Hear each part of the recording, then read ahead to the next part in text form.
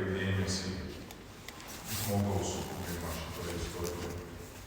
Rašo, Dievas sutvėrė žmogų kaip savo paveikslą. Sukūrė jį Dievo atvaizdą, kaip vyrą ir moterį juodu sutvėrė. Kas yra tas Dievo paveikslas, pagal kurį kiekvienas iš mūsų esame sukurti? Kad mes galėtumėm suprasti, Jono Evangelijoje labai aiškiai mums pasakyta: Dievas yra meilė. Tėvo meilė sūnui, sūnaus meilė tėvui, kuris yra šventoji dvasia. Mes kiekvienas iš mūsų esame sukurti iš meilės ir dėl meilės. Tai yra tas paveikslas, kurį mes nešiojam savyje ir kiekvienas iš mūsų. Tai yra dieviškoji ir žemiškoji žmogaus prigimtis. Mes esame sukurti gyventi vienybėje su Dievu ir vienybėje vieni su kitais. Bet į tą tobulą paveikslą materialiniam pasaulyje užklupo nuodėmė. Ir ta nuodėmė atskiria, sudarė galimybę žmogui nusisukti nuo Dievo, nusisukti nuo meilės. Išganymo istorijoje Jėzus įsikūnija tam, kad per savo materiališką būvį, per savo kūną, jis galėtų sutaikinti mus. Sutaikinti mus su Dievu, bet taip pat ir mus išgydyti. Išgydyti tiek kūną, tiek sielą.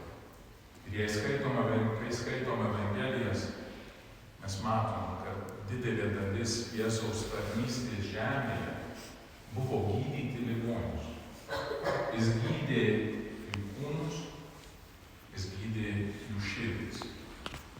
Žmonės norėjo prisiliesti prie jo, nežinojo, kad iš jo eina jėga, kur gali juos sukurti iš naujo, išgydyti.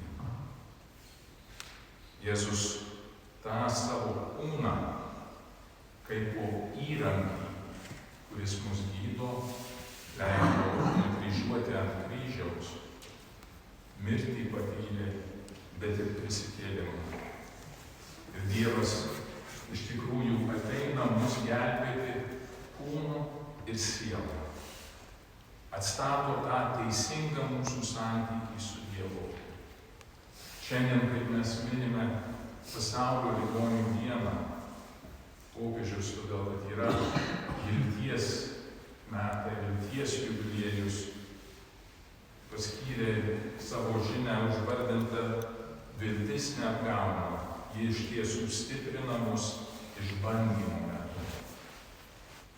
Ir todėl verta pamastyti apie tuos išbandymus, kuriuos mes visi patiriame. Jie gali būti kūno, sveikatos, jie gali būti gyvenimo sunkumų išbandymai. Kad Dievas juos visus panaudoja, kad mes galėtumėm prisiartinti vėl prie jo. Popiežius 3 mintis savo žinioje pabrėžia, sakydamas, apmastykime Dievo buvimą šalia kenčiančiųjų, ypač 3 būdingais aspektais. Per susitikimą, per dovaną ir per dalijimąsi. Susitikimas tai yra siekis padėti ligoniams suvokti, kad net jų patiriama negalia yra galimybė susitikti su Viešpačiu. Mums atidaro atveria tokiam susitikimui. Ligos metu viena vertus labai aiškiai pajuntame, kad esame trapūs fiziniai, psichologiniai ir dvasiniai, o kita vertus patiriame Dievo, kuris Jėzuje dalyjasi mūsų kančia, artumą bei užuojautą. Tuomet liga tampa proga patirti perkeičiantį susitikimą susitikimą. Rasti nepajudinamą uolą, prie kurios galime prisišlieti, kad atlaikytume gyvenimo audras. Tas susitikimas su Viešpačiu, kur duoda mums ir viltį, stiprybę.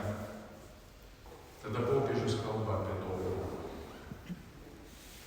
Rašo, kančia labiau negu bet kas kita leidžia mums suvokti, kad visa viltis kyla iš Viešpaties. Todėl pirmiausia yra dovana, kurią reikia priimti ir puoselėti.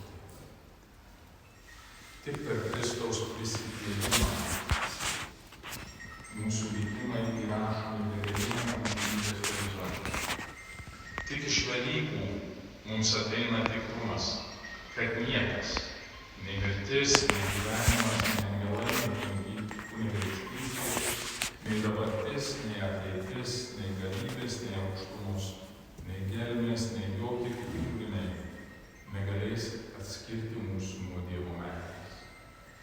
Pauliaus žodžiai, kur primena ir mūsų tikslą, kur link mes einame, ir kad niekas negali mus sutrukdyti ar sustabdyti nuo tos meilės, kur yra pats Dievas, kur mums duoda. Ir tada, ką mes čia, ypač ligoninėje, bet ir namuose, kai slaugom, tas dalymas tarpusavy, atrasti Dievo ženklus tiek slaugytojose, daktaruose, tiek ligoninėse. Popiežius vėl rašo, kančios vietos daugeliu atveju būna ir dalymosi bei tarpusavio praturtinimo vietos. Kaip dažnai prie ligonio lovos mokomės vilties. Kaip dažnai būdami šalia kenčiančiųjų mokomės tikėti. Kaip dažnai atrandame meilę, rūpindamiesi tais, kuriems reikia pagalbos. Svarbu galėti suvokti šių malonės susitikimo grožį bei reikšmę ir išmokti juos įrašyti savo sieloje, kad jų nepamirštume. Įsaugoti širdyje malonę medicinos darbuotojo šypseną, dėkingą ir pasitikinti paciento žvilgsnį, supratingą ir dėmesingą gydytojo ar savanorio veidą, laukiantį ir susirūpinusi sutuoktinio vaiko, anūko ar brangaus draugo veidą. Visa tai yra brangintini šviesuliai, kurie net išbandymų tamsoje ne tik suteikia jėgų, bet ir moko iš tikrųjų skonėtis gyvenimu, kupinu meilės bei artumo. Dievas iš tikrųjų duoda mums visokių galimybių. Meilė įdiegia net tamsiausiuose momentuose, net sunkiausiuose patirtyse. Taip ir šiandien ligonių patepimas, kurį neužilgo teiksim, yra iš tikrųjų susitikimas su gydančiu Kristumi. Galimybė leisti jo meilę paliesti mūsų širdis ir gyvenimus. Gydančios Dievo meilės dovana.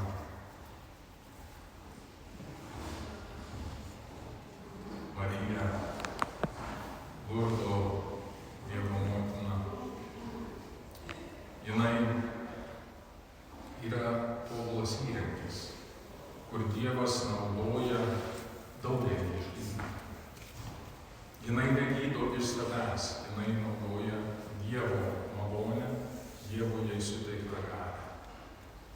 Taip ir sakramentuose kunigas ne iš savęs teikia šį sakramentą, bet tai yra Dievo galia ir Dievo meilė, kuri prisiliečia prie mūsų ir kaip jis sukūrė pasaulį iš nieko, taip ir jis mus sukūrė naujai savo meilę ir savo malonės galia. Esame kviečiami šiais metais būti vilties piligrimai. Ir popiežius, skiriant šiuos jubiliejinius metus, atkreipė dėmesį į ligonius, juos slaugančius, senelius namuose, kad jie visi taip pat galėtų prisidėti ir gauti atlaidus, kaip tie, kurie vyksta į Romą, ar kurie gali išvykti į kokią nors šventovę. Visi ligoniai gali kasdieną gauti atlaidus, jungiantis dvasiškai su piligrimais, pasimeldžiant Švento Tėvo intencijomis ir aukojant savo kančias, savo gyvenimo sunkumus, jungiantis juos su Viešpačiu. Dievas yra pasiruošęs mums duoti gausiai savo malonės, dalintis ir atnaujinti mūsų širdyse savo meilę, kad mes iš tikrųjų gyventumėm tą viltimį, kurią tik tai Jis gali mums suteikti. Tad paruoškime savo širdis, besimeldžiant už ligonius šiandien, kurie priims ligonių patepimą, ir už visus ligonius, kad Dievas savo gailestingumu pripildytų jų širdį